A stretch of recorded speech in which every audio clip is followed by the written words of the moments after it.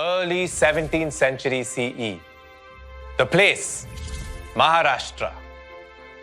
At that point in time, most of the regions that are now part of Maharashtra were under the control of the Nizam Shahis of Ahmednagar and the Adil Shahis of Bijapur.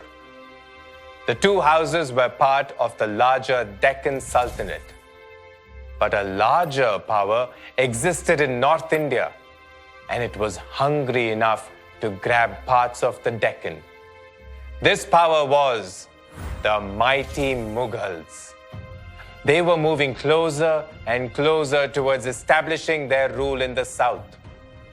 The Mughals made their presence felt by establishing their rule in Khandesh, which is in the northwestern part of Maharashtra. Apart from Adil Shahis, Nizam Shahis, and the Mughals, 17th century Maharashtra also had settlements of the Siddhi people along the Konkan coastline. Interestingly, the Siddhis are descendants of people who came down to India all the way from East Africa. Another set of people who lived in the 17th century in Maharashtra were Topkars. Yeah, Topkars. Interestingly, they were called Topkars because they wore very unique topis or headgear. These different Topkars constantly fought for power, leading to a lot of instability. But who were these Topkars? They are wearing unique headgears. They are fighting for power. They must be some people of importance. They were none other than the Europeans.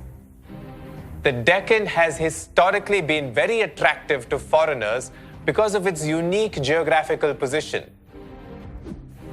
At this point in our history, the Europeans were also fighting to establish control over the region. The Portuguese, the British, the French, and the Dutch were fighting hard to take control of the trade in the region. Our coastline was in great demand among the Europeans. The Portuguese had already taken over Goa and Vasai on the western coast by aggressive means. The British, the French, and the Dutch took a different approach, establishing control in the region by setting up factories. Factories were trading posts where things were traded. Sometimes they acted as a warehouse also. So, the Europeans were clearly busy. But what about the Marathi Manus? You know, the common people. What was life like for them? Where did they live? Let's take a look. If we have to learn about common people, we have to head towards villages, kasbas, and parganas. These villages, kasbas, and parganas are basically the administrative units. The state was divided into smaller units. The smallest unit being a village or Mauja. The head of the village was called the Patil. The Patil was in charge of policing and justice in the village. Whenever there was an argument between villagers, he would intervene and make peace. The Patil was also in charge of collecting the revenues and bringing maximum amounts of land under cultivation. The Patil had a helper called a Kulkarni, responsible for maintaining records of the taxes collected. There was an interesting practice followed in villages called the Baluta system, where peasants gave a share of their agricultural produce to villagers who were not peasants. These were people like goldsmiths, temple servants, potters, carpenters, and cobblers. The share known as Baluta was a remuneration for their services. The next unit after a village was the Kasbah. The main occupation of the people living in Kasbah was agriculture. As you can see, a Kasbah is bigger compared to Mauja, and is usually the headquarters of a bigger unit called a Pargana. For example, Indapur Kasbah is the capital of Indapur Pargana.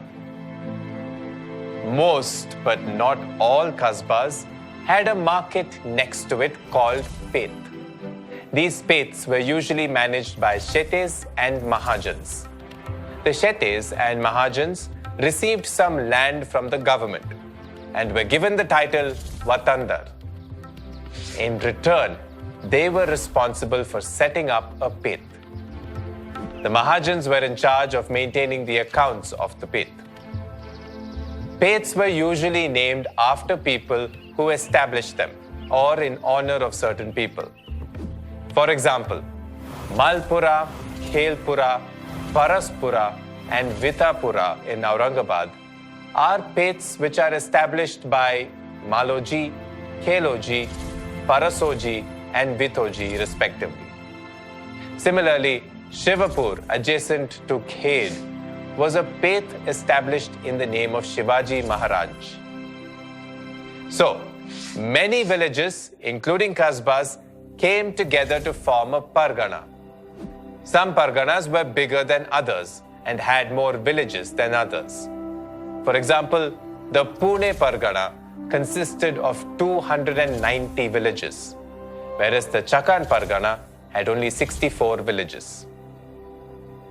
The chief of a Pargana and the chief of all Patils was called the Deshmukh. The Deshmukhs performed similar duties as the Patils, but at a larger level. Similarly, the Deshpande was the chief of all Kulkarnis at the village level. Deshpandes had duties in the Pargana similar to duties of a Kulkarni in a village. Seems complicated? Don't worry, maybe this will help. The Deshmukhs and the Deshpandes together were the Watandar officers of the Pargana and acted as a link between the people and the government. That is, these Watandars were responsible for voicing the grievances faced by the people to the government, finding solutions and implementing them.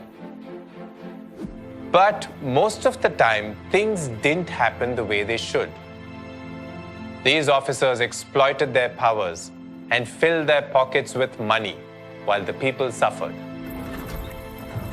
The exploitation from tax collectors was not the only problem that people faced back in those days. The people of the time had to deal with the famine too. One such deadly famine was the Deccan famine of 1630. The famine was the result of 3 consecutive staple crop failures. The famine led to intense hunger, death of cattle and farm animals, diseases, and displacement of people in large numbers. In early 17th century, Maharashtra was ruled by Nizam Shahis and Adil Shahis. Mughals and many foreigners were trying to take control of this region. A small village was called a Mauja. Kasbah is usually the headquarters of a bigger area called Pargana. The Deccan famine of 1630, caused by 3 consecutive staple crop failures, affected people terribly, since the main occupation of the people was agriculture. If you like this video and want to watch many more amazing videos like these, like and subscribe to our channel now.